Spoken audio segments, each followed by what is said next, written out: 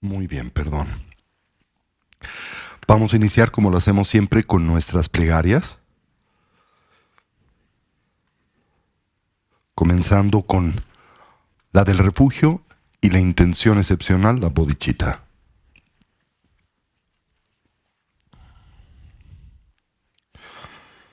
Sanje chudam tsuchi chunam la tanchu bardu dakni kyapsuchi dagi chinsu gipe sunam ki drola penchi sanje drupashu. En el Buda, el Dharma y en la Asamblea Suprema, tomo refugio hasta alcanzar la iluminación. El mérito de mi generosidad y otras acciones virtuosas me lleva al despertar para el beneficio de todos los seres. En el Buda, el Dharma y en la Asamblea Suprema, tomo refugio hasta alcanzar la iluminación. El mérito de mi generosidad y otras acciones virtuosas me lleva al despertar para el beneficio de todos los seres. Los 4 pensamientos inconmensurables. Semchen tamche dewa dang, dewe judan dempa juchi, dunyel dang dunyel gi, judan jelwa gyuchi, dunyel mepe dewa dampa dang, mi jelwa juchi. Nyering chadang nidang jelwe tangyong chembola nepa juchi. Que todos los seres obtengan la felicidad y sus causas, que sean libres del sufrimiento y sus causas, que nunca se vean separados del gozo sublime libre de sufrimiento, que moren en la gran imparcialidad, libres de apego y aversión hacia aquellos que les son cercanos y lejanos. Que todos los seres obtengan la felicidad y sus causas, que sean libres del sufrimiento y sus causas, que nunca se vean separados del gozo sublime libre de sufrimiento, que moren en la gran imparcialidad, libres de apego y aversión hacia aquellos que les son cercanos y lejanos. La ofrenda del universo.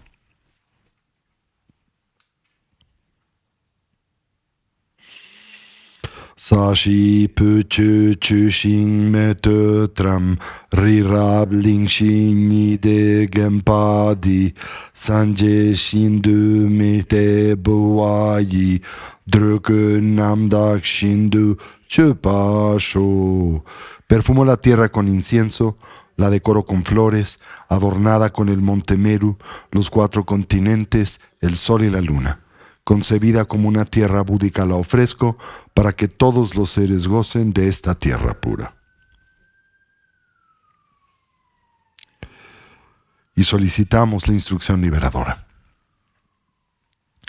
Semche namki sampadang luyi chera kitarwar chechun tumong tepayi choki korlo kordusol. De acuerdo con la intención de los seres y según sus distintas capacidades, por favor gira la rueda del Dharma de los vehículos mayor, menor y común. Muy bien. Y ahora transitamos a la yoga de las 9 respiraciones. Como bien saben, el preámbulo siempre de nuestra práctica contemplativa. Y para la misma nos ponemos derechitos con nuestra espalda erguida y nuestra cabeza en equilibrio o balance.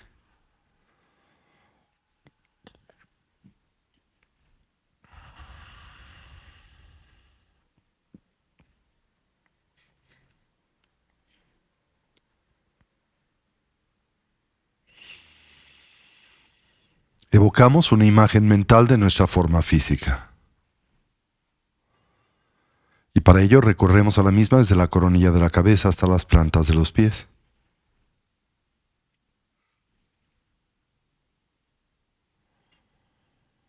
Imaginamos cómo ésta se transforma en una silueta luminosa y translúcida ausente de sustancialidad, con la forma y la postura de los 7 puntos comúnmente asociada al Buda Vairochana.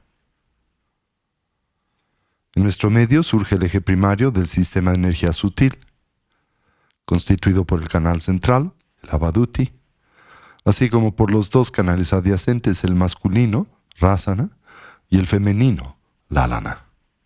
Al primero le concebimos como una espiga luminosa de color azul profundo, no más gruesa que el dedo meñique de la mano, como un tallo hueco de bambú. Recordamos parte, esto es, inicia su travesía, desde ese punto conocido como la apertura de Brahma, comúnmente localizado 8 dedos por detrás de la línea original del cabello, donde el mismo se abre y extiende como un cono embudo o la punta de un mosquetón. Baja ligeramente por enfrente y paralelamente a la columna vertebral, culminando en ese punto 4 dedos por debajo del ombligo, donde el mismo se cierra y redondea como la punta de un bastón.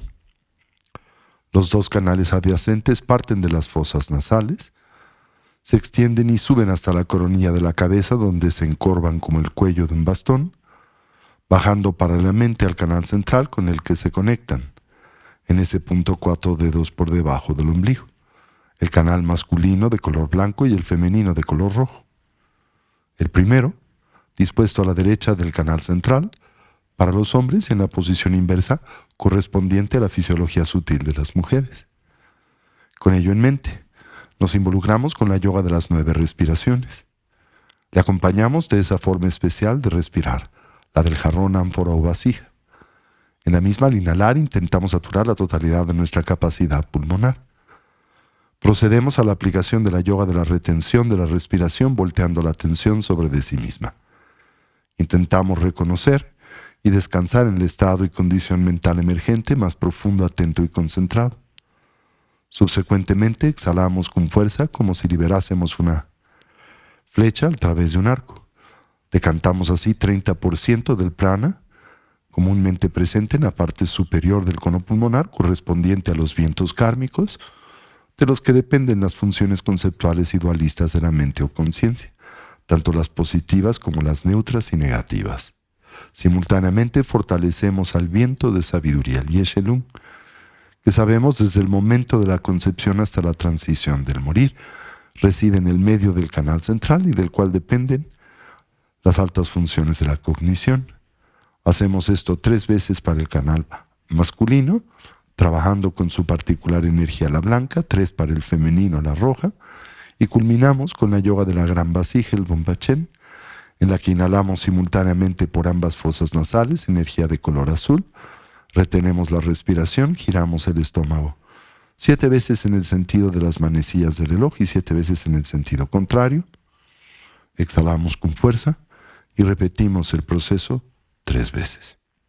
Mezclamos así los vientos kármicos con el de sabiduría en el canal central.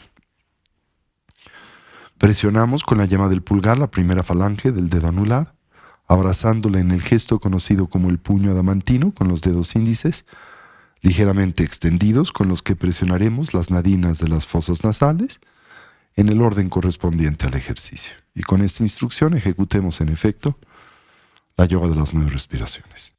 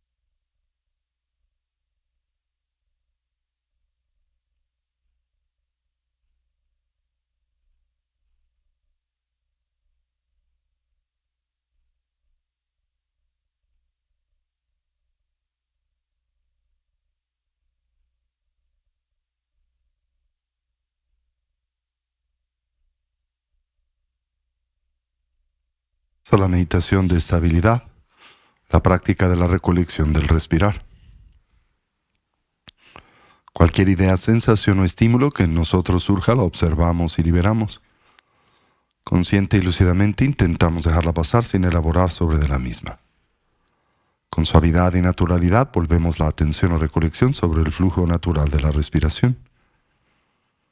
Simultáneamente atendemos la esfera de las sensaciones táctiles,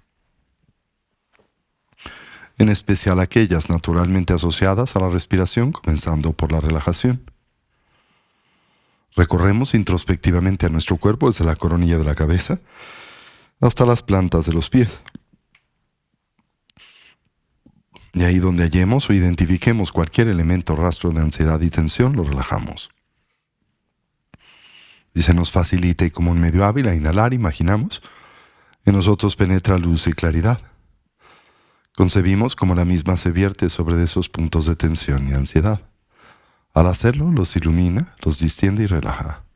Y al exhalar, imaginamos esa tensión nos abandona, como vapor de agua que espontánea y naturalmente se diluye o desvanece en el vacío. Mantengamos a nuestra recolección o presencia mental firmemente asida sobre el objeto de concentración, el respirar, mientras cultivamos una actitud de atención introspectiva, dirigida hacia la emergencia de los diferentes obstáculos que sabemos dificultan, obstruyen y así obnubilan a la práctica, sobre los que aplicamos sus respectivos antídotos. De experimentar extremediación nos concentramos en la exhalación, la sensación gradual o progresiva de tranquilidad y relajación que le acompaña, y de ser presas de la lasitud, el hundimiento mental, la pérdida de claridad, el sopor o el sueño, nos concentramos en la inhalación, en la viveza y alerta, en la claridad mental que ésta propicia. Así orientamos a nuestra mente y cuerpo hacia su estado natural, del todo relajado, libre de tensión, estable y quieto, dotado de claridad y de alerta, de una actitud de vigilancia, mientras atendemos a la respiración sin aferramiento o constricción y sin distracción. Establezcamos una transición entre la agitación o el cansancio de la tarde-noche y el estado mental de atención y concentración necesario para el cultivo de las tres sabidurías. La sabiduría del escuchar que nos conduce a la transformación conceptual, la del análisis y la investigación que nos permite fortalecer a la experiencia directa, y la de la meditación que nos conduce y culmina a la plenitud de la integración. Con esta instrucción presente en silencio y por unos minutos, fortalezcamos esta primaria dimensión de la práctica. Así, toda la atención sobre el respirar.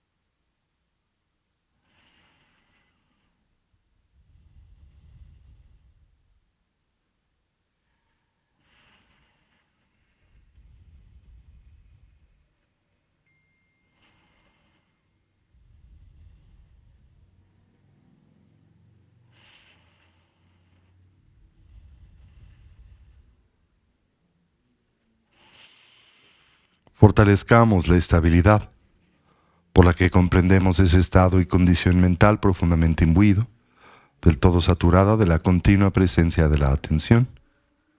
Para ello observemos la natural expansión y contracción del diafragma y del abdomen, la cercana relación presente entre ese movimiento y el de la respiración. A inhalar observemos si el ciclo es largo o corto, si es profundo o superficial, haciendo lo mismo con la exhalación, mientras simultáneamente atendemos a la mera sensación de contacto de nuestro cuerpo con su asiento.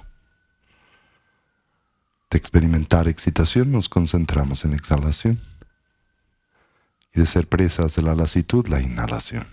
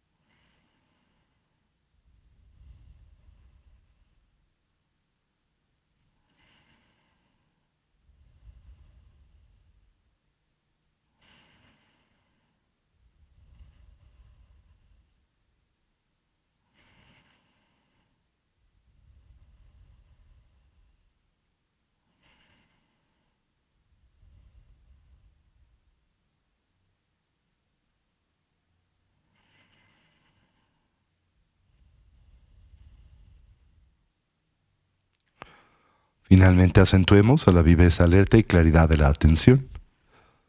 Para ello observemos el ingreso y salida del aliento por la punta de las narices o el labio superior. La natural sensación de contraste en la temperatura del aliento al entrar y escapar por las fosas nasales. Y si se nos facilita, como un medio hábil, la presencia de una pequeña esfera luminosa o ticle en el medio del entrecejo, en la que suavemente focalizamos la atención. De experimentar excitación nos concentramos en exhalación y de ser presas de la lasitud, la inhalación.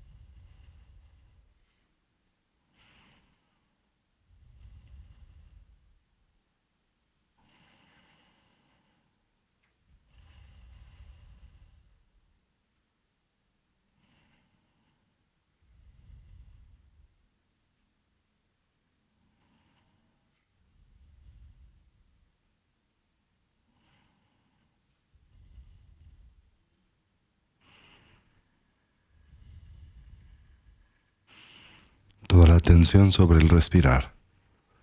Cualquier idea, sensación o estímulo lo observamos y liberamos. Consciente y lúcidamente, volvemos la atención o recolección sobre el flujo natural de la respiración.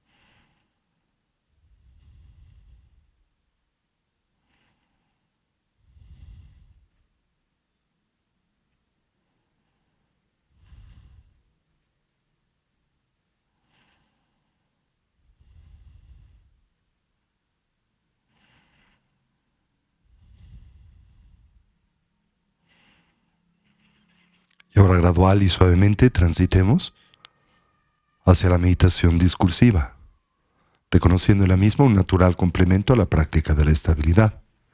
Y así evoquemos a los 4 pensamientos que orientan y motivan a nuestra mente hacia el despertar. Comencemos por el examen de la preciada vida humana. Reconozcamos su rareza, en realidad lo complejo y difícil que es obtener y asegurarla. Su necesaria condición de ocio y oportunidad, siempre enraizada en las 8 libertades y las 10 riquezas, tanto las personales como las circunstanciales.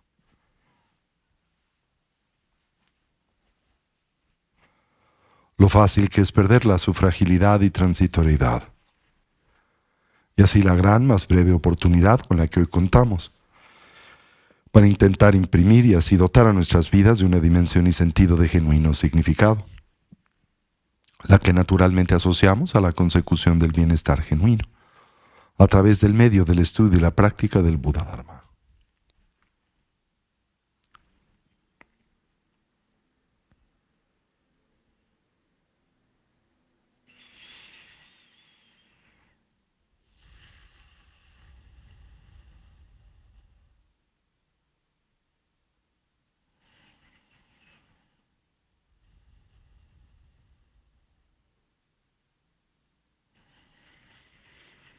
Atendamos a la muerte y la impermanencia, señalando cómo todo cambia y se transforma instante a instante, momento a momento, y como en realidad nada y nadie duran para siempre.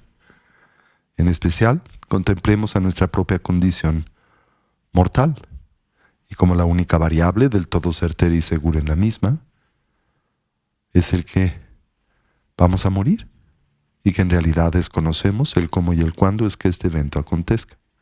Podría ser hoy.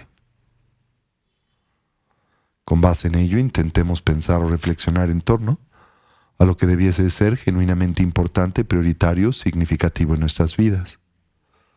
Aquello que pueda brindar o aportarnos bienestar, paz y felicidad duradera. Contrastemos a la misma con su impostor, el mero placer hedónico, el sensorialmente condicionado, siempre y por definición temporal y relativo. Así, por lo que concierne a nuestra meta ulterior, finalmente inconsecuente. Lo que nos pueda preparar para la muerte siempre cercana, inminente e inesperada, el adiestramiento mental. Y lo que podamos llevar con nosotros durante la compleja y difícil transición, la del morir, tan solo la eterna continuidad de la mente o conciencia y con ella sus diversas impresiones, hábitos y tendencias. Determinémonos a fortalecer aquellas positivas o virtuosas, así como simultáneamente identificar, debilitar y eventualmente trascender a las negativas, las no virtuosas. Para ello, simultáneamente exploremos a las causas y sus consecuencias, entendiendo cómo nuestro presente es el natural resultado de nuestra actividad pasada, la de mente, palabra y cuerpo, y cómo nuestro futuro será el efecto de la suma de nuestra actividad pasada y presente. Como todo lo que hacemos, pensamos y decimos se torna así en significativo, haciéndonos del todo responsables de nuestra propia vida y vidas, y en especial de la experiencia que de estas derivamos, siempre personal, íntima y subjetiva.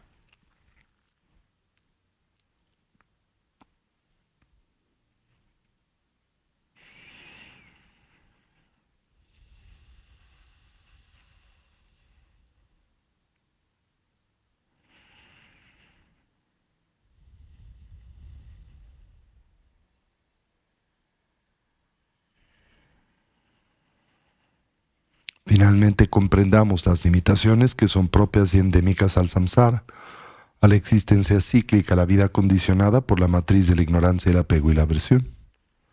Como en esta, todos los seres sufren como experimentan y transitan por un sinnúmero de dificultades, conflictos y problemas de la misma manera que nosotros.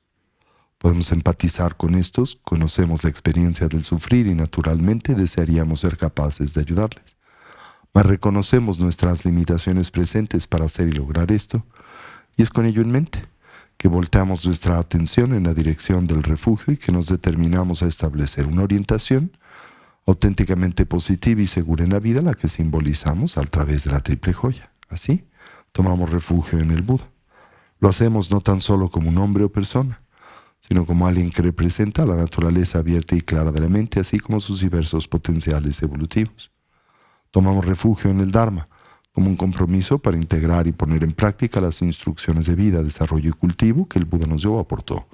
Tomamos refugio en la Sangha, la comunidad compuesta primariamente por aquellos genuinamente avanzados en el sendero, los despiertos, los Budas, los liberados, los Arhats, los héroes o Bodhisattvas.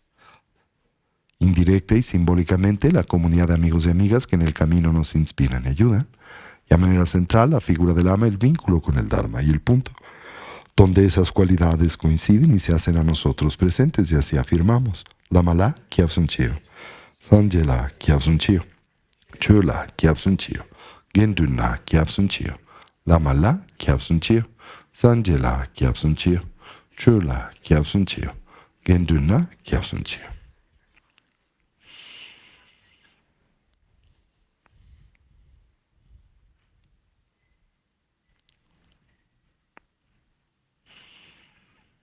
Expandamos ahora la extensión de nuestra conciencia, a través de aprovechar esa maravillosa facultad de la conciencia humana que es la de la imaginación.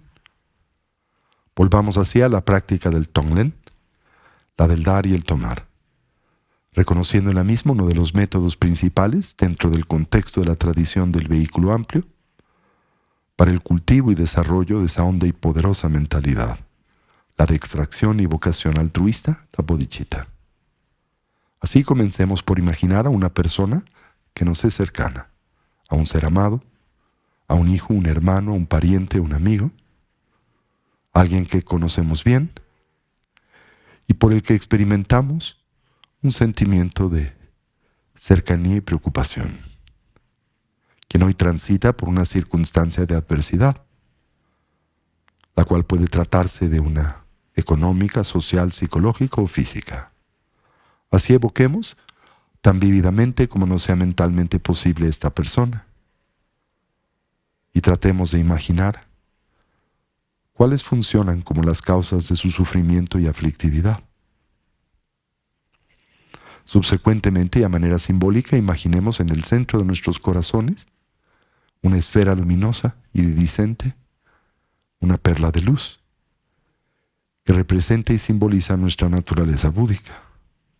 Esto es nuestra capacidad para el despertar, aquella que común y habitualmente se ve oscurecida por el velo de las aflicciones.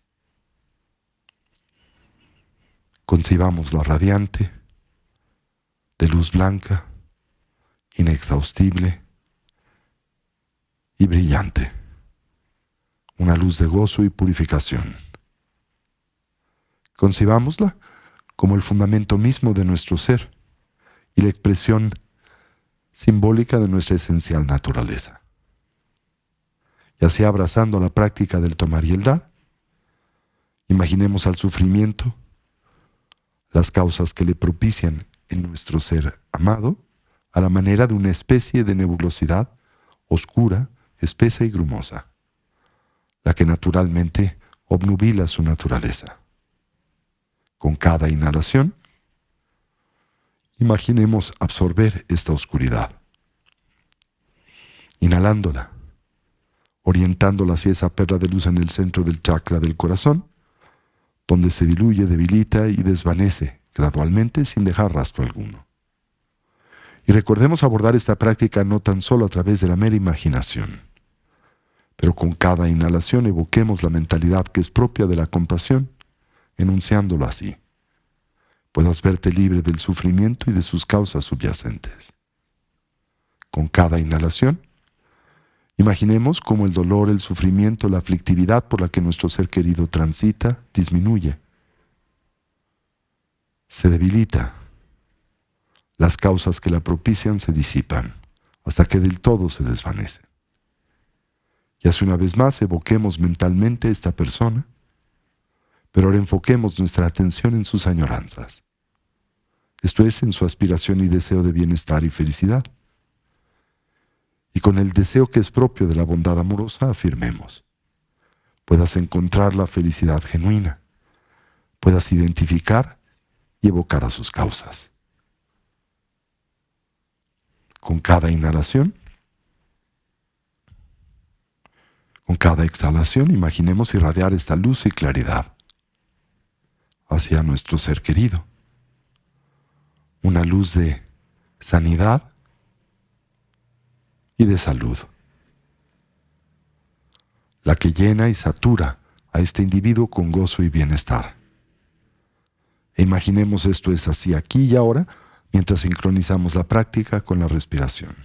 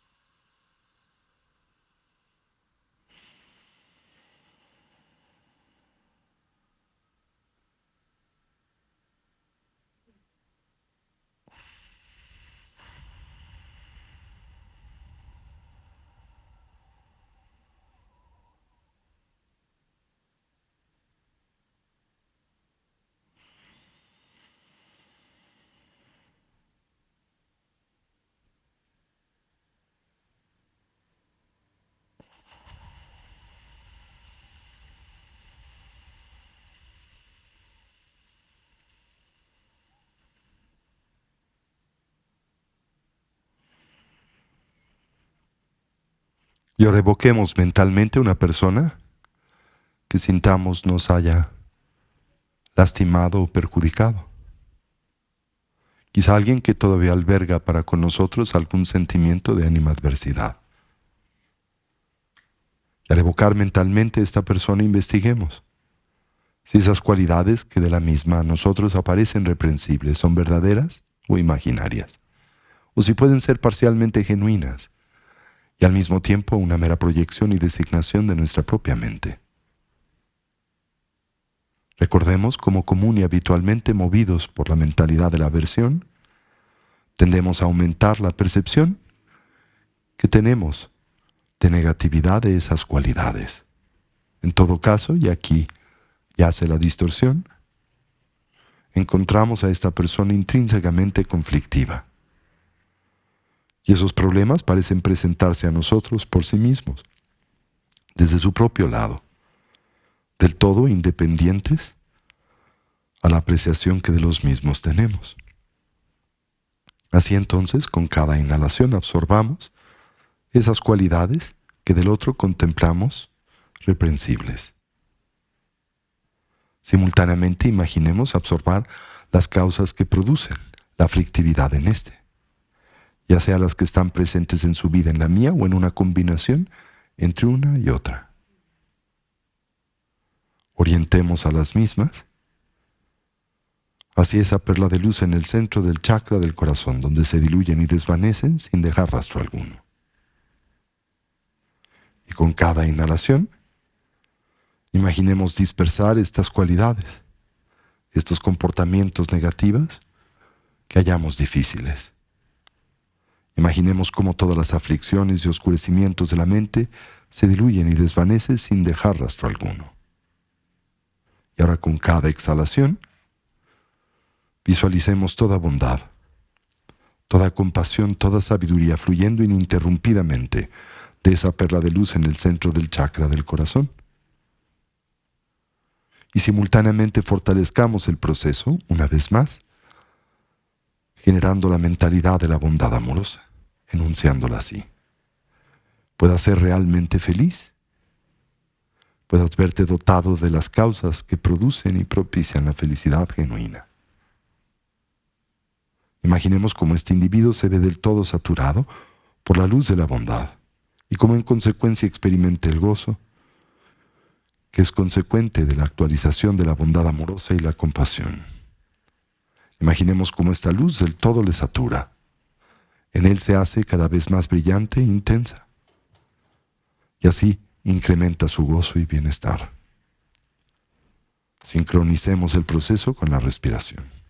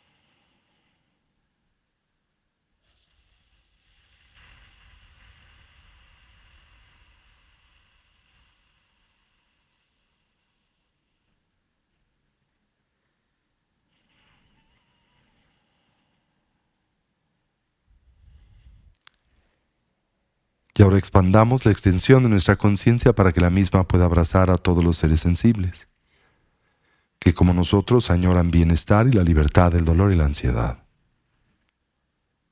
Con cada inhalación absorbamos su sufrimiento conjuntamente con sus causas subyacentes, a la manera de esa nebulosidad espesa, oscura y grumosa. Y con cada exhalación imaginemos extender bendiciones al mundo a través de la luz del bienestar y la felicidad genuina. Y mientras hacemos esto, una vez más sincronicemos el proceso con la respiración.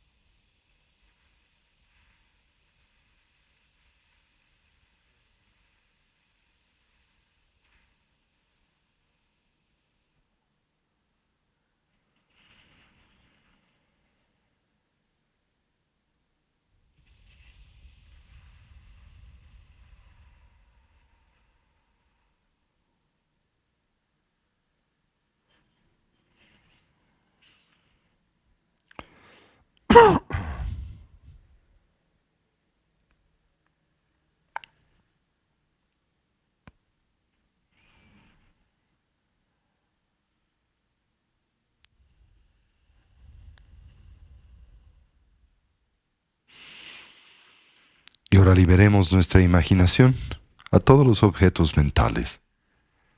Y en plena ausencia de esfuerzos, simplemente asentemos a nuestra atención en su estado natural, libre de elaboración.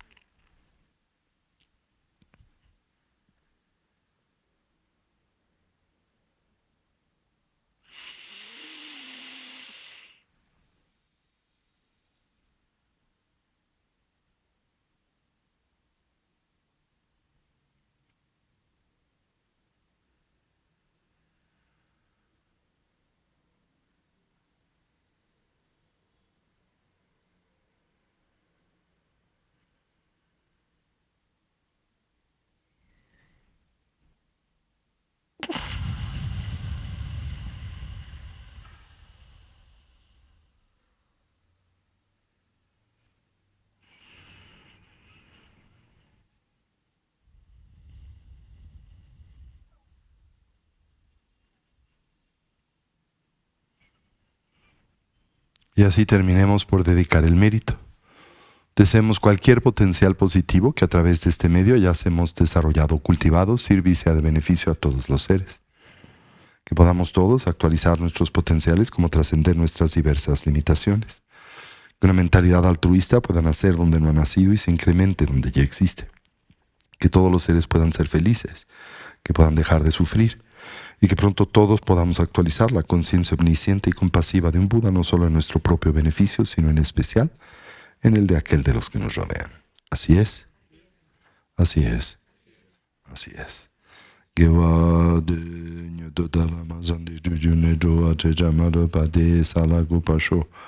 Chanchup senchu rinpoche makye pana chechuchi kyepa nyampa mepa yang kungne kungdu pawashu. Om Ahum Vaya Guru Pema Siddhi Hum Om Ahum. Y así incorporamos y traemos este espacio y lugar de nueva vez nuestra atención.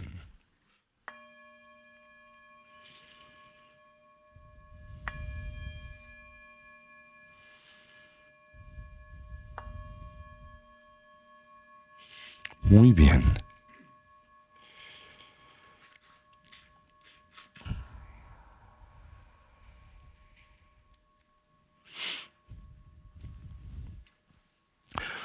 Les comparto este próximo sábado, Oscar Fernández quien es un prominente miembro de nuestra comunidad de Casa Tibet Guadalajara, va a estar compartiéndonos una presentación audiovisual, un recorrido por el peregrinaje que tuviera la comunidad de Casa Tibet oportunidad de llevar a cabo esta última parte del año, en el mes de diciembre en India, ¿verdad? Y bueno, esto va a ser a las 6 de la tarde. Hemos subido a las redes sociales las ligas para que los que así lo deseen nos acompañen en esta presentación. Yo creo que va a ser pues un evento muy entretenido y muy inspirador y bonito, especialmente para aquellos entre ustedes que no han tenido la oportunidad de visitar todos estos tan importantes lugares y espacios para nuestra tradición que están saturados de historia y significado, ¿no? Entonces esto va a ser este sábado a las 6 de la tarde vía Zoom y la liga la pueden ustedes consultar y bajar en nuestras redes sociales, donde hemos precisamente preparado la información para que la puedan consultar, ¿ok? También y simultáneamente aprovecho para comentarles que tenemos en puerta pues varias actividades. Tenemos el próximo 1 y 2 de marzo nuestro curso introductorio, nuestro curso básico en pos de la felicidad genuina. Por si conocen a alguien que sientan pudiese interesarse en participar en ese seminario, que pudieran pues compartirle la información en torno al mismo. 1 y 2 de marzo aquí en el anexo de Casa Tibet, y simultáneamente estamos planificando nuestro primer retiro del año del 28 al 30 de marzo en el Centro Contemplativo de Valle de Bravo, ¿sí? Va a ser un retiro de Shamatha y los 4 pensamientos inconmensurables, ¿sí? Viernes, sábado y domingo, para que lo tengan también presente. Estaremos primariamente, teniendo 4 retiros en el año en nuestro centro y este va a ser el primero, ¿ok? Recuerden, esto es del 28 al 30 de marzo. Muy bien. Recordarán que hemos estado hablando acerca de las 4 recolecciones, las 4 aplicaciones de la atención, esta primaria metodología de la tradición del budismo tanto temprano como de la tradición budista Mahayana para el cultivo de la sabiduría y el entendimiento de la realidad en todas sus diferentes dimensiones y aspectos, ¿sí? En ese contexto hemos estado hablando acerca de la 4ª de estas recolecciones, la aplicación de la atención sobre la mente y sus fenómenos, la aplicación de la mente sobre los fenómenos. Y hoy vamos a hablar acerca de la aplicación de la atención a las 6 esferas sensoriales. ¿Ok? ¿Hasta aquí me siguen? Una vez más, tengan presente la diferencia que naturalmente existe entre estas tecnologías de transformación cognitiva que conocemos o señalamos por el nombre Samadhi, la cercana aplicación de la atención, el del shamatha o la pacificación, y el del vipassana o el del cultivo de la visión profunda y penetrante, esto es, la discriminativa. La primera de las mismas tiene por meta y objetivo el refinar la atención sostenida, prolongada y voluntaria de la mente o conciencia, que como resultado naturalmente propicia y produce la funcionalidad mental, dependiente enteramente, en buena medida, del desarrollo del equilibrio de la atención. Aunque en realidad tendríamos que exaltar o señalar que para poder actualizar la plena funcionalidad mental, pues naturalmente es indispensable añadir el equilibrio cognitivo, el equilibrio emocional y el equilibrio conativo. ¿Sí? Pero un aspecto muy importante para poder reclamar ese objetivo es el desarrollo del equilibrio de la atención, indudablemente. Y precisamente el objetivo de esta segunda dimensión, muy particular del Buddha Dharma, de la cercana aplicación de la atención, la del Vipassana, es propiciar el resto de los equilibrios que acabo de mencionar. El equilibrio cognitivo, el equilibrio emocional y el equilibrio conativo. ¿Sí? Para lograr este objetivo, la investigación es indispensable. y se ejercerá de diferentes maneras dependiendo de la aproximación que nosotros abordemos. Por ahora, lo hemos estado haciendo acorde a la instrucción que es propia de la tradición del budismo fundacional, la que caracteriza a pues, la instrucción temprana del Buda, como también la que caracteriza a la instrucción del sendero amplio, el Mahayana, el vehículo del Bodhisattva. ¿Sí? Evidentemente esta aproximación varía de la que se implementa en el contexto del sendero del diamante, el Vajrayana, pero de eso hablaremos en otro momento. Bien, ahora,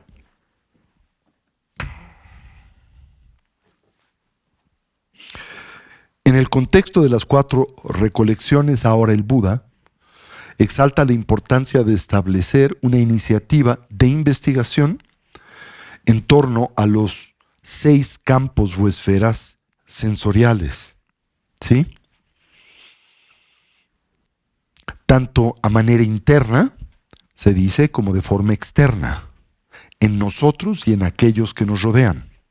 Y el Buda comenta, oh monjes, ¿no? Un contemplativo conoce su ojo, conoce las formas visuales, conoce las aflicciones que surgen en dependencia de ambos. Cuando nosotros atendemos entonces la vinculación entre la facultad visual, la del ojo, y las apariencias que le son propias, que son colores y formas en términos generales, ¿no? Hay una aflicción o una, digamos, distorsión que naturalmente puede en nosotros surgir, ¿verdad? Un oscurecimiento que puede afectarnos. Y el mismo tiene que ver, como punto de partida, con el proceso de etiquetación que la mente conceptual proyecta inconsciente, inercial y habitualmente sobre la edificación y construcción de esa cognición.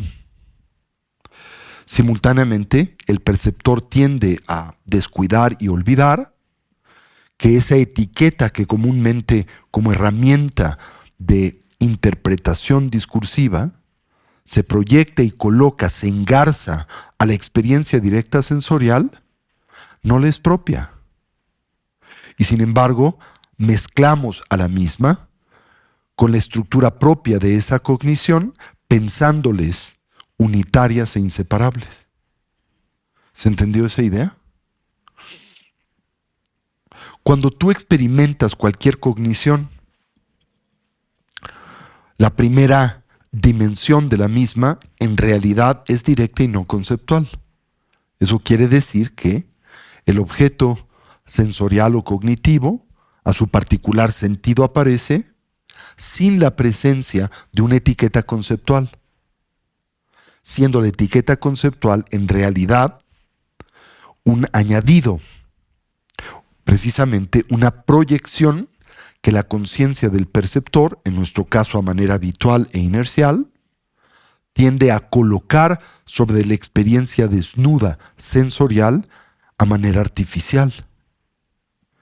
Simultáneamente, cuando esto acontece, el perceptor establece un proceso que hemos previamente descrito como el de la fusión cognitiva, en donde habiendo ejecutado esa proyección y al mismo tiempo ese comentario conceptual que a la misma acompaña, olvidamos que no es más que una etiqueta y la concebimos intrínseca e inseparable y acorde a la naturaleza misma del objeto y la experiencia cognitiva por la que transitamos. Ahora, dado el hecho de que esa etiqueta siempre surge de la matriz de la dualidad, y es una a la que nosotros asociamos cualidades sustanciales, naturalmente detona la aflictividad. Esto es, la incontrolable recurrencia del dolor, el sufrimiento y la insatisfacción, dado el hecho de que nos impulsa a relacionar y vincularnos con el objeto cognitivo a través del patrón del triple veneno, centrado en la ignorancia, ¿verdad? Y complicado por el apego y la aversión. ¿Sí se entendió eso o no? No, ¿verdad? Va de nuevo. ¿Sí?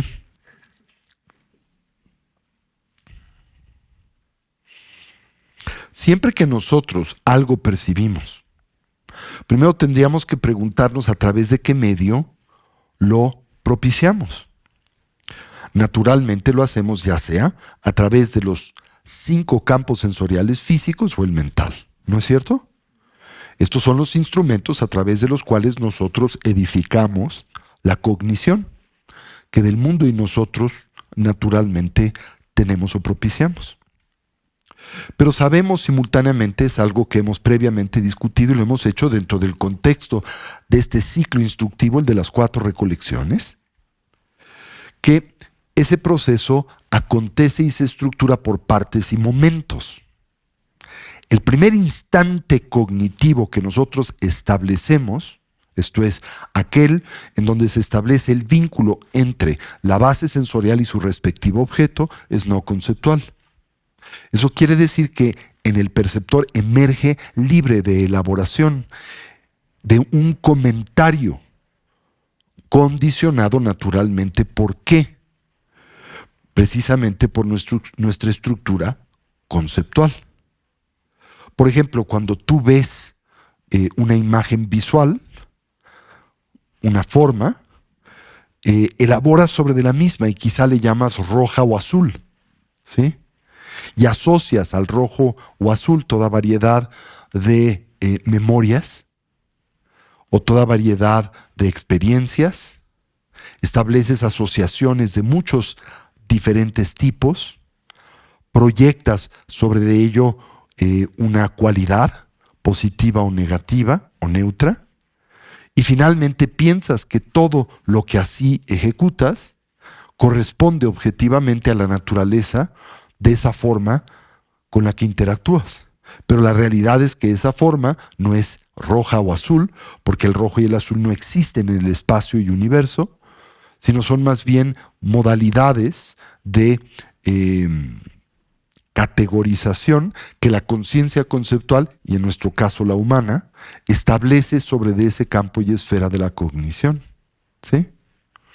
O por ejemplo, ¿no? Atiendes la forma de una persona y puedes decir hermosa o fea, alta o baja, y piensas que esos elementos que proyectas sobre la forma corresponden y son propios de su naturaleza esencial. La persona es genuina e intrínsecamente bella, o la persona es genuina o intrínsecamente fea, o es genuina o intrínsecamente alta o chaparrita, ¿verdad? Pero nunca pausas a considerar que todas esas etiquetas que tú proyectas sobre esa colección de componentes transitorios y temporales físicos que comprenden a la forma del individuo no tienen realidad objetiva. No existen en esta por sí mismos, desde su propio lado, precisamente independientes ¿a qué? A nuestra designación conceptual. Eso no solo lo hacemos con una persona, sino esta es la manera en que en buena medida nosotros estructuramos la totalidad de nuestra experiencia sensorial. Y sufrimos de un fenómeno llamado fusión cognitiva. Y esa fusión cognitiva es aquella en donde, habiendo proyectado estas distintas y variadas etiquetas sobre la experiencia directa, desnuda, sensorial de el objeto o estímulo, olvidamos que lo hacemos y pensamos que eso que proyectamos le es esencial, intrínseco o consustancial. O simplemente refleja objetivamente la manera en que ese objeto existe o ese estímulo existe. Por ejemplo, decimos, es en efecto rojo, es en efecto azul, es en efecto hermoso o feo, es en efecto alto o bajo, es en efecto agradable o desagradable. Y cuando estructuras una cognición de esa manera, naturalmente que detona, inexorablemente, apego y aversión. Y esa mecánica cognitiva, ¿a qué te conduce? A la aflictividad. Es la naturaleza de ese entorno y dimensión de percepción que llamamos samsara. ¿Se entendió eso? Ahora, claro, tendrías que preguntarte si ese es un proceso en nosotros automático y sobre el cual nosotros no podemos imprimir y ejercer injerencia alguna. Y la respuesta budista es negativa. No. Puedes aprender y entrenarte a suspender ese proceso de proyección e interpretación conceptual y cultivar la habilidad de atender a ese objeto o estímulo de forma directa, libre de la propia elaboración de tus condicionamientos. Por eso la instrucción primaria de la cercana aplicación de la atención, por ejemplo, aquella a los fenómenos, es en lo visto solo lo visto, en lo oído solo lo oído, en lo palpado solo lo palpado. ¿Qué quiere por esto expresar y comunicar el Buda? El aprender a atender libre de la elaboración conceptual. Ahora, evidentemente, el cultivo de la estabilidad de la atención te va a ayudar significativamente, será un apoyo y soporte valioso para poder mantener esta aproximación cognitiva libre de la distracción que es propia de la conceptualización, que también, insisto, en nosotros se presenta como una inercia habitual de forma inercial y compulsiva, de forma reiterada y compulsiva. El Buda también decía, el contemplativo sabe cómo una aflicción que no ha surgido puede surgir. El contemplativo sabe cómo una aflicción que ha surgido puede removerse. Y el contemplativo sabe cómo una aflicción futura, ¿verdad? Que surge, el contemplativo sabe cómo un surgimiento futuro, ¿verdad? De esa aflictividad puede prevenirse. ¿Ok? ¿Sí?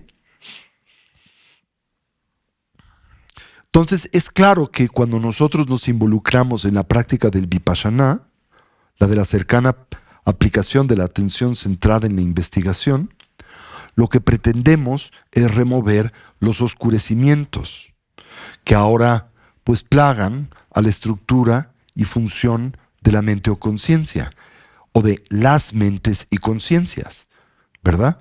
Tanto las conciencias físicas como la mental, las que operan a través de los sentidos materiales como aquellas que operan a través del propio sentido mental, de la función cognoscitiva, ¿sí? Es una apreciación equivocada o una aproximación tergiversada hacia esta práctica, muy comúnmente, digamos, fortalecida por la concepción que, comúnmente de la práctica de la cercana aplicación de la atención o el mindfulness se tiene en Occidente, la de no intervenir, la de simplemente atender lo que sea que pueda surgir en la esfera de las sensaciones sensoriales y mentales, ¿sí? Y tan solo generar la habilidad de estar presente, ¿sí? Esto puede ser o representar desde la perspectiva budista una mala medicina, porque por momentos nosotros pues tenemos que activamente intentar eliminar esas aflicciones, esas distorsiones cognitivas por las cuales, insisto, habitual, inercial y compulsivamente transitamos, que es en este contexto, desde la perspectiva primaria, la tendencia hacia la elaboración conceptual, ¿sí? Quizá mejor aún podría decir, podemos ver cómo la futura emergencia de esas aflicciones puede prevenirse, siendo esta o tratándose esta de la mejor medicina, ¿sí? Una de prevención, porque claramente la mejor medicina es la prevención. ¿Se entendió eso? Trabajando con las condiciones que propician esa aflictividad. Entonces el Buda repite esta fórmula para cada una de las distintas esferas sensoriales, ¿verdad? Decíamos, un monje sabe que el ojo, un monje conoce al ojo, conoce a su objeto, que son las formas visuales, ¿verdad? Y conoce la aflicción que puede surgir en dependencia de uno y otro. Entonces, eso que el Buda nos enseña puede extenderse al resto de las bases sensoriales. Un monje sabe el sentido auditivo, el oído, conoce los sonidos y ruidos, y sabe cómo las aflicciones pueden surgir en relación a uno y a otro, y así subsecuentemente. ¿Se entendió eso? Es lo mismo que afirmar Un contemplativo entiende cómo funciona la cognición, tanto la cognición directa como la conceptual, tanto la aflictiva como la edificante, y por lo tanto fortalece las causas y condiciones que propician a una, identifica, debilita y remueve las que detonan a la otra. Eso en esencia representa el corazón del entrenamiento mental. ¿Se entendió eso? Bien. Entonces el Buda repite esta fórmula para cada una de las esferas sensoriales y en cada caso, ¿verdad? La facultad sensorial y su objeto surgen a manera interdependiente. Y podemos observar e identificar cómo pueden verse afectadas o cómo pueden mezclarse por precisamente la iniciativa de la estructura de la aflictividad. ¿Sí? El caso final es el de la propia mente, que como bien saben representa el sexto de nuestros sentidos, la sexta base sensorial. Así tendríamos que decir, un monje conoce a la mente, conoce a los objetos mentales. ¿Cuáles son los objetos mentales? Bueno, quizá vamos por partes. ¿Cuáles son los objetos visuales?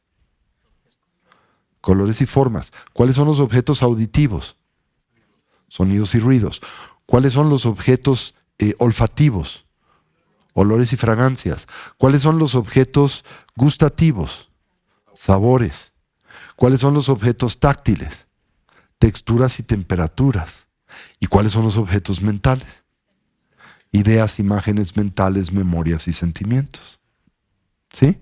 Cada base sensorial, naturalmente, entra en una relación perceptual con una dimensión particular sensorial.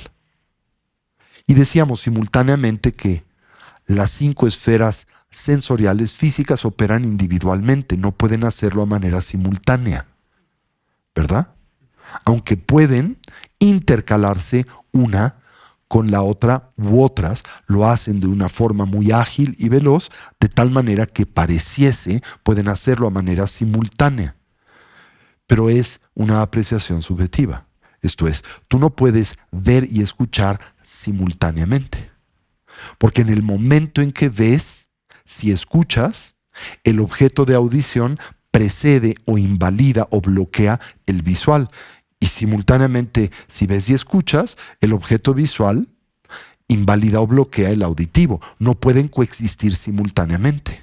Esto es, no se pueden percibir simultáneamente. Claro, lo hace, o este proceso acontece de una forma increíblemente rápida y ágil, de tal manera que surge una cognición visual, surge una cognición auditiva, se intercalan, pero lo hacen muy, muy rápidamente. Y al hacerlo en ti se genera la sensación de simultaneidad. Pero es una concepción subjetiva, aunque tú la interpretas como objetiva. ¿Eso se entendió o no? ¿Sí? Los 5 sentidos físicos no pueden operar simultáneamente. La razón por la que no lo pueden hacer es porque en el momento en que una cognición, la que es propia de cada uno de ellos en la conciencia aparece, no lo puede hacer simultáneamente con otra, porque si esto aconteciese, tendrías que elegir entre ellas cuál atender. No puedes atender simultáneamente más de una. Sin embargo, estas apariencias sensoriales, ¿cómo surgen dentro del espacio de estas esferas sensoriales? Lo hacen vertiginosamente.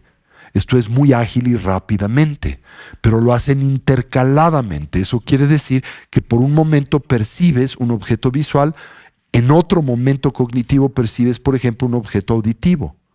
Pero, ¿verdad? Se intercambian estos tan rápidamente que en ti se genera una sensación de simultaneidad, de tal manera que concibes, estás percibiendo al mismo tiempo uno y el otro. No es cierto. En realidad los percibes primero uno y después otro, pero muy rápido y ágilmente. ¿Hasta aquí vamos? El único sentido que puede operar simultáneamente con todos estos es el mental, ¿sí? Que opera y emerge simultáneamente al resto de nuestras bases sensoriales. Pero aún en decía, el primer momento cognitivo es no conceptual. Esto es, en el primer momento cognitivo no hay elaboración conceptual. Pero en los sucesivos momentos cognitivos en la conciencia dualista de una persona ordinaria como nosotros, surge ese tipo de fragmentación dualista. Ahora, en sí el surgimiento de esa fragmentación dualista y conceptual no en sí es problema. ¿Cuál es el problema? La ausencia de reconocimiento de la condición y naturaleza de la misma. ¿Verdad? ¿En qué deriva? En dotar a ese tipo de elaboración de ¿qué? De realidad objetiva. ¿Sí? Pero si tuvieras presente y lo pudieras precisamente actualizar desde una perspectiva de certeza anímica, de que el comentario que proyectas sobre tu experiencia sensorial es solo eso, un comentario condicionado por tus diferentes, ¿verdad? Influencias y tus diferentes impresiones, hábitos y tendencias, entonces no reaccionarías dominado y esclavizado por los mismos. ¿Sí? Por ejemplo, un Buda puede en efecto percibir cómo una apariencia surge a un ser ordinario. Eso quiere decir que entiende cómo la misma se estructura a través de elaboración conceptual y su estructura condicionante, y al mismo tiempo percibe cómo ese objeto existe por sí mismo en independencia de la misma. Un arhat no puede hacer eso. Lo hace también por un momento y por otro. Esto es, en un momento puede percibir cómo algo aparece y en otro momento propio de la absorción meditativa puede atender cómo existe. Pero no puede simultáneamente atender cómo aparece y cómo existe. ¿Sí? Ahora, ¿qué ventaja le aporta a un Buda la simultaneidad de esa experiencia? O sea, ¿qué gana un ser lúcido y despierto en poder percibir automática y simultáneamente la manera en que un fenómeno o apariencia se presenta y la manera en que genuinamente existe? Al entender la manera en que genuinamente existe, puede cesar toda condición de aflictividad y toda dependencia, ¿verdad?, aflictiva que le acompañe. Y al entender simultáneamente cómo es que esa apariencia surge a los demás, por ejemplo, puede generar para estos bondad, amor y compasión. Gran bondad, amor y compasión. ¿Se entendió eso o no? Bien. Entonces, cuando hablamos acerca del sentido mental, ¿por a qué nos referimos? Pues la facultad de la cognición mental, ¿no? Y los objetos mentales que le caracterizan o con los que ésta se vincula y asocia, significan los fenómenos que son accesibles exclusivamente a esta esfera de la cognición, la mental. ¿Y cuáles son estos? Los pensamientos, las imágenes mentales, los sueños, las memorias, ¿verdad? Y los sentimientos, que no pueden ser claramente percibidos y por tanto detectados. ¿Por qué? Por cualquiera de las otras bases sensoriales, como también desde la perspectiva budista, no pueden ser detectados y percibidos, ¿verdad?, por ningún tipo de instrumento mecánico o tecnológico. ¿Sí? Ahora, aún, decía, las apariencias sensoriales ordinarias están siempre acompañadas de la conciencia mental. ¿Sí? Y en el momento en que se ven acompañados por la misma, también transforma esas experiencias sensoriales en objetos mentales. O sea, en el momento en que la mente atiende una experiencia visual, a esa experiencia visual la transforma simultáneamente en una mental. ¿Se entendió eso? ¿Sí o no? Bueno, ahora,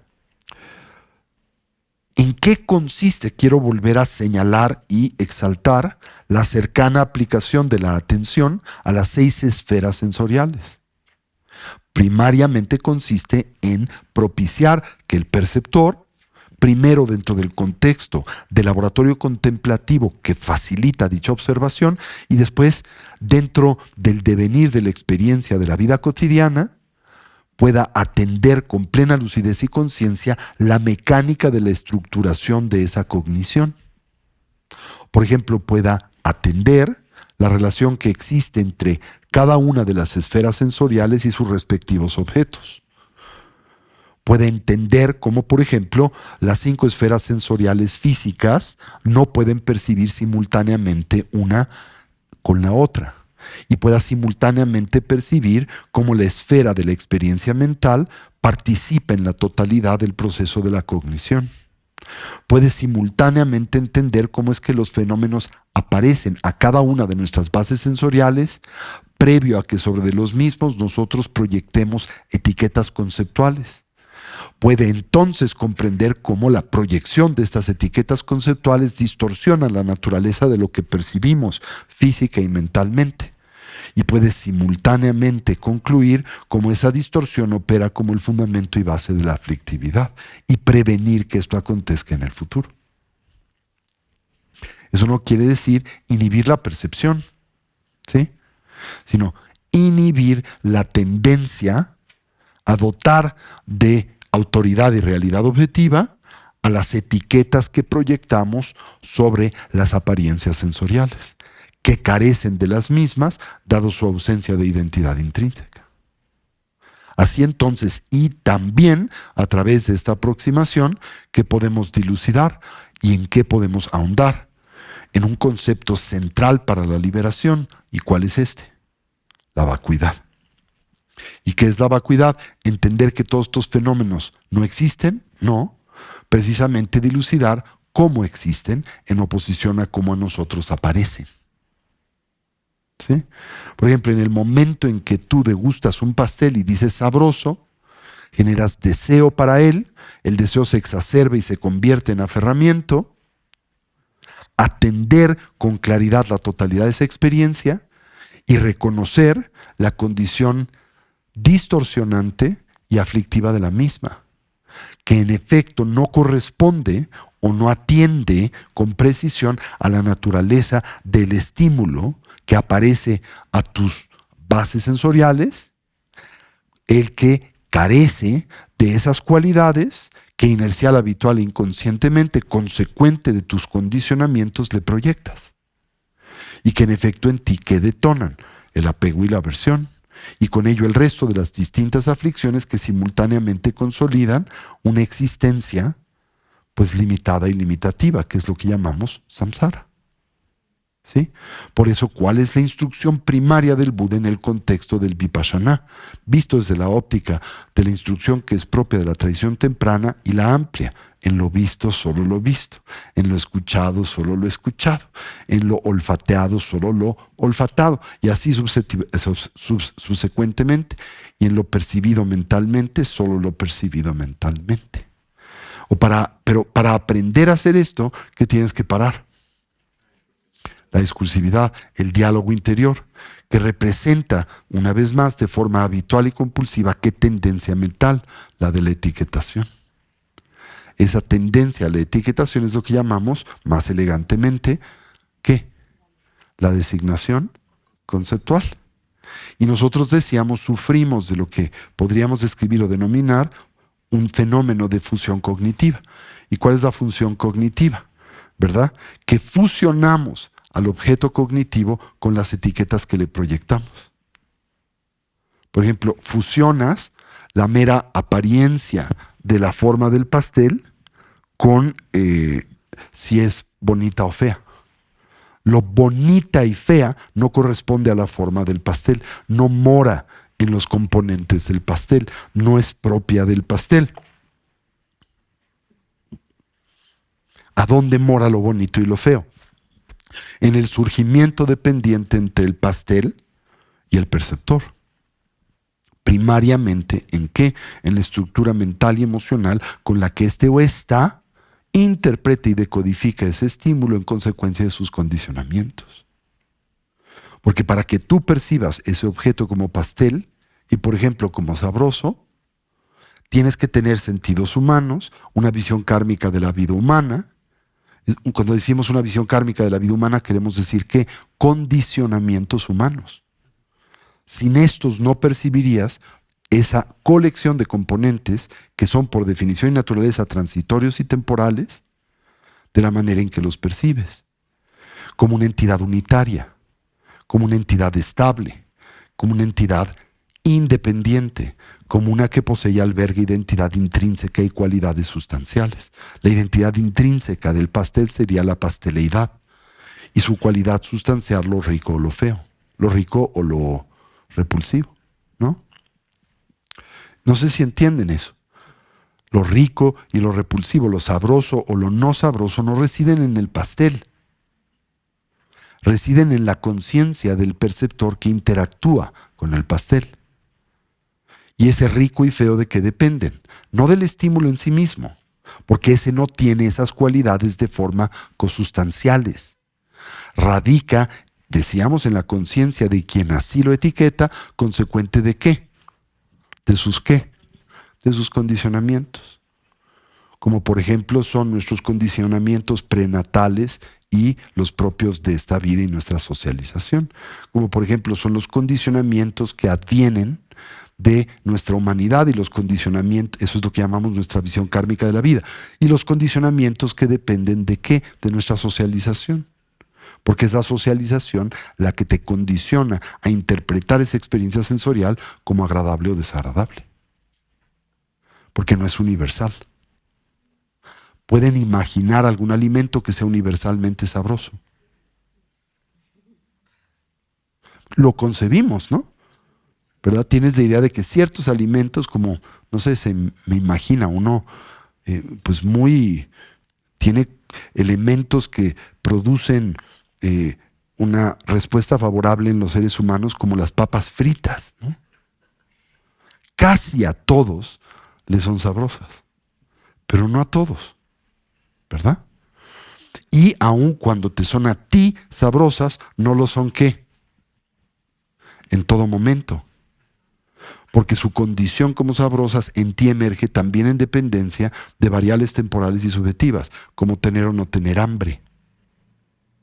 ¿Sí? Si no tienes hambre, ¿cómo te aparece aún el más apreciado socialmente manjar? ¿Cómo aparece a ti? Como blando. ¿Nunca has sentido esto de comer algo y que parece como nada más una pasta sin sabor? Cuando no tienes hambre, así algo aparece.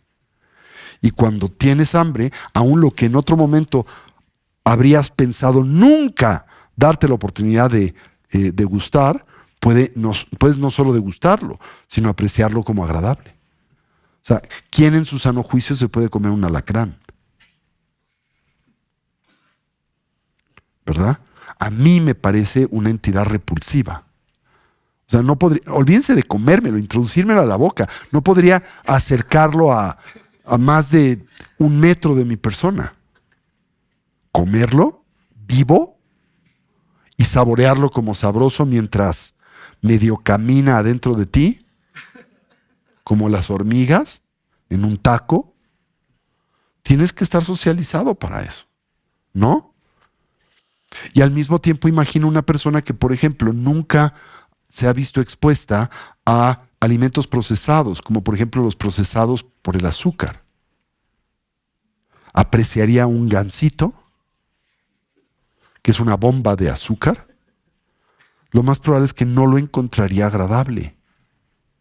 Ahora, si esa cualidad fuera intrínseca al alacrán y al pastel, todos los perceptores, ¿verdad?, en todo momento y en independencia de condicionamientos y circunstancias, tendrían que apreciarlo de una forma física y al mismo tiempo esa experiencia tendría que hacerse presente siempre de similar manera. Eso no funciona así, punto. Por lo que podemos apreciar y entender que esos estímulos, esas apariencias, no poseen esas cualidades que en efecto nosotros individual y colectivamente proyectamos. ¿Sí? El pastel es solo pastel por un acuerdo colectivo. Y su condición como sabroso es también consecuente de un acuerdo colectivo.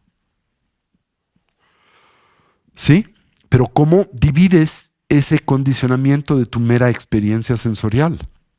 Bueno, tienes una ventaja. ¿Cuál es esa ventaja?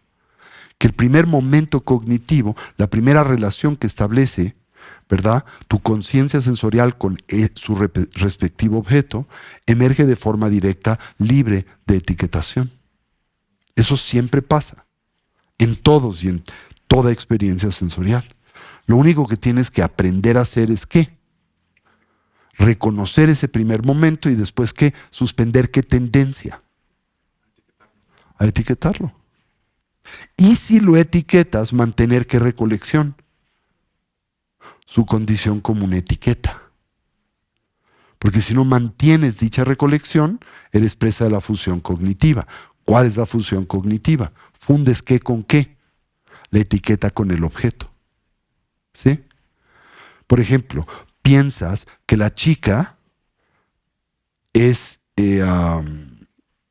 fíjate, qué distorsión, ¿no? Que la chica es buena porque es hermosa. Porque es hermosa es buena, ¿no? En realidad no hay relación entre ser hermosa y ser buena, porque puede ser hermosa y una perra. Y puede ser buena y fea. ¿Se entendió eso? Pero estableces esas fusiones cognitivas, consecuente de tu designación conceptual e interpretación. ¿Sí? Ahora, cuando esa fusión cognitiva acontece por necesidad que produce aflicción. Por eso el Buda habla en esta instrucción del cómo debemos detectar las plataformas que nosotros producen la aflictividad, ver cómo lo hemos hecho en el pasado, atender cómo lo estructuramos en el presente y antelarnos a cómo lo hacemos en el futuro, para evitarlo. ¿Sí? Evidentemente, en un principio esto es difícil, porque no tenemos ¿verdad? No hemos cultivado o no hemos refinado la habilidad de este tipo de observación. Y la etiquetación nos gana.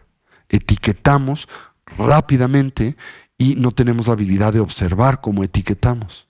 Y pensamos o concluimos que la etiqueta corresponde al objeto que percibimos. ¿Sí se entiende eso?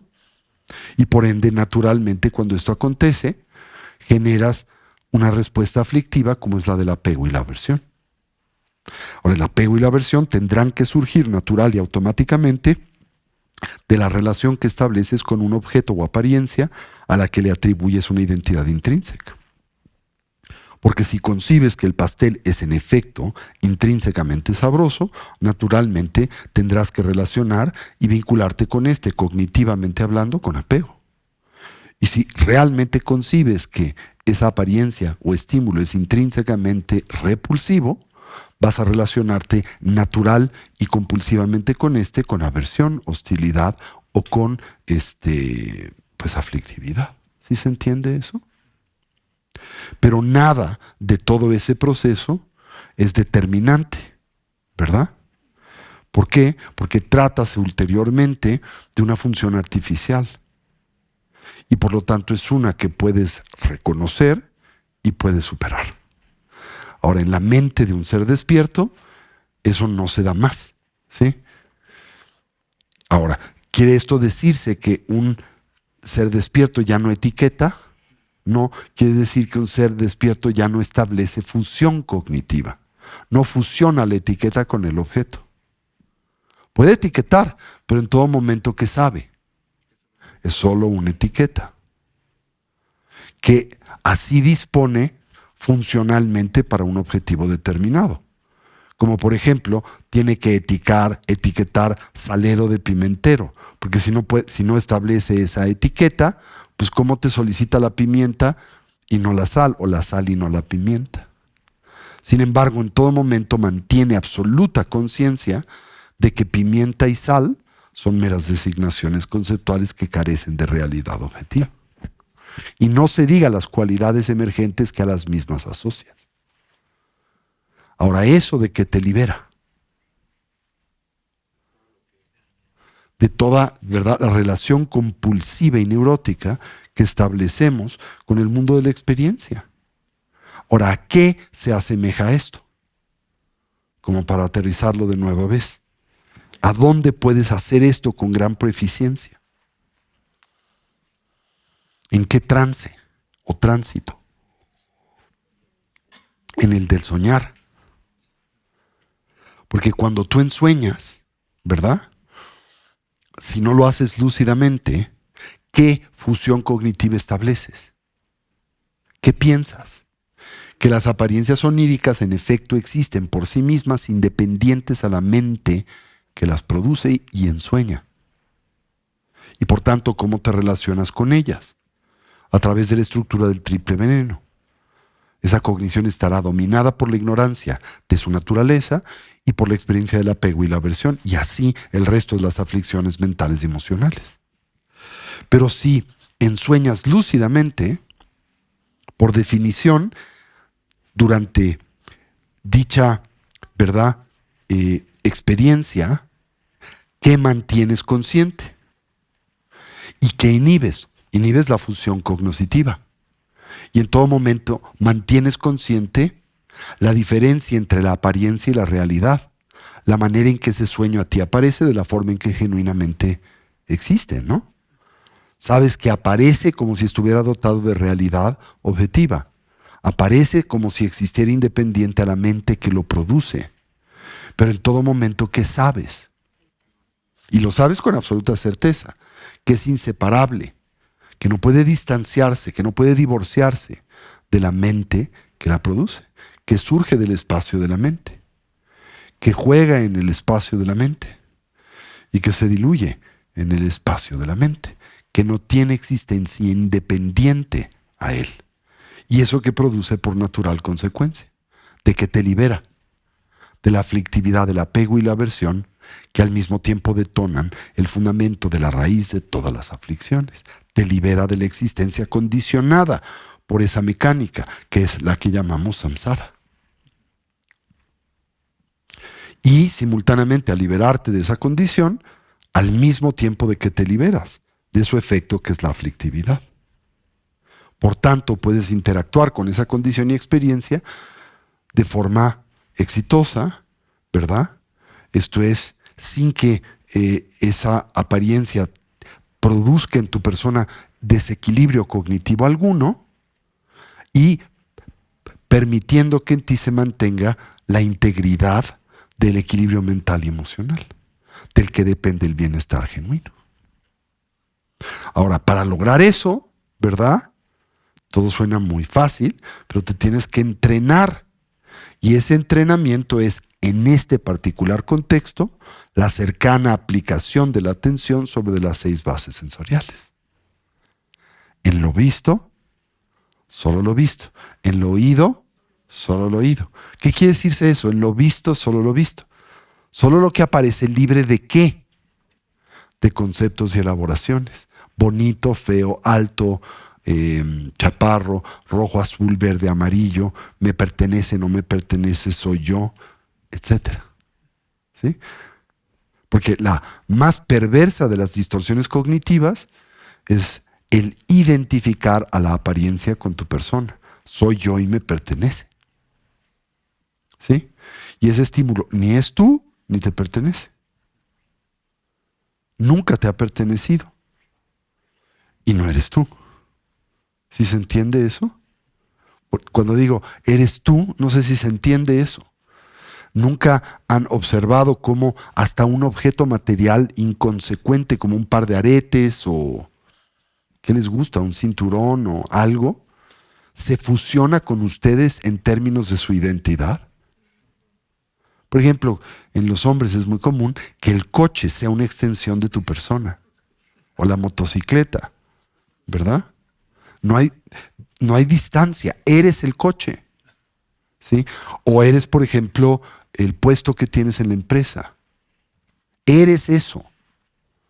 No es una etiqueta que se deposita sobre de ti. Tú eres esa etiqueta. Ya no puedes distinguir entre la etiqueta y tu persona.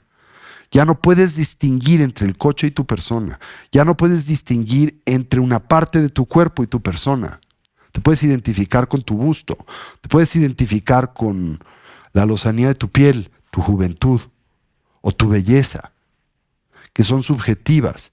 No son tú y no te pertenecen. ¿Sí? ¿Y eso es común? Sí, esa es la manera en que nosotros vivimos. Y por ende, ¿qué no podemos distanciar de esa cognición? ¿A qué nos condena? Al sufrimiento. ¿Cuál es el objetivo del Vipassana? Habíamos dicho que el objetivo primario del Vipassana, es con lo que inicié mi sesión esta noche, es identificar y eliminar las aflicciones. ¿No? Porque las aflicciones son responsables ¿de qué? Del sufrimiento. Ahora, ¿cuál es la increíble buena nueva de la tradición budista? Que este proceso es posible. Este proceso es deseable. Y este proceso es el que le aporta a la vida genuino significado. ¿Sí? Y a medida en que generas proeficiencia en el mismo, primero lo tienes que hacer naturalmente dentro del contexto de la seguridad del laboratorio contemplativo. ¿Cuál es el laboratorio contemplativo? ¿Verdad? La mente en el proceso de este examen meditativo, ¿no?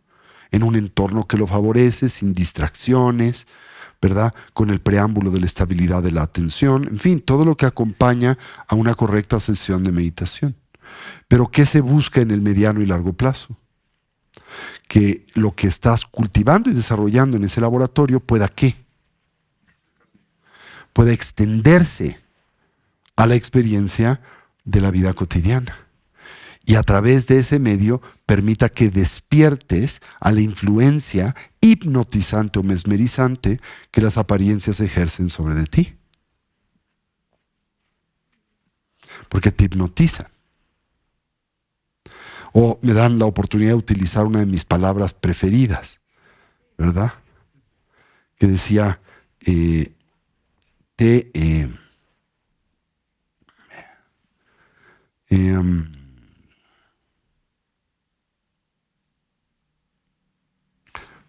¿cuál era el término?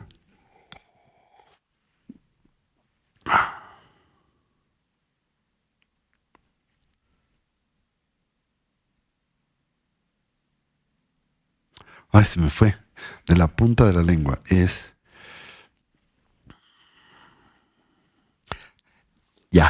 Te proyectan o hacen objeto de un sortilegio. Sí, me encanta esa palabra. Sortilegio. Sortilegio es un embrujo. ¿Sí? Nosotros estamos embrujados. Eso es impresionante tener presente, el que estamos embrujados. ¿Por qué? Por los condicionamientos de las apariencias del samsara. ¿Sí? Que concibes existen genuinamente y no son más que un sortilegio. Es una realidad virtual, creada por la designación conceptual individual y colectiva. Despertar a esa realidad virtual es lo que llamamos iluminación. Muy paralelo a el mensaje de las primeras películas de este ciclo de The Matrix, de la matriz, ¿no? Las primeras 3 películas de esa serie tienen este mensaje muy enraizado, que es el mensaje de la filosofía del camino medio. ¿Ok? ¿Hasta aquí me siguieron? Inténtenlo. Corran el experimento de tratar de en lo visto solo atender lo visto, en lo escuchado solo lo escuchado y suspender la elaboración.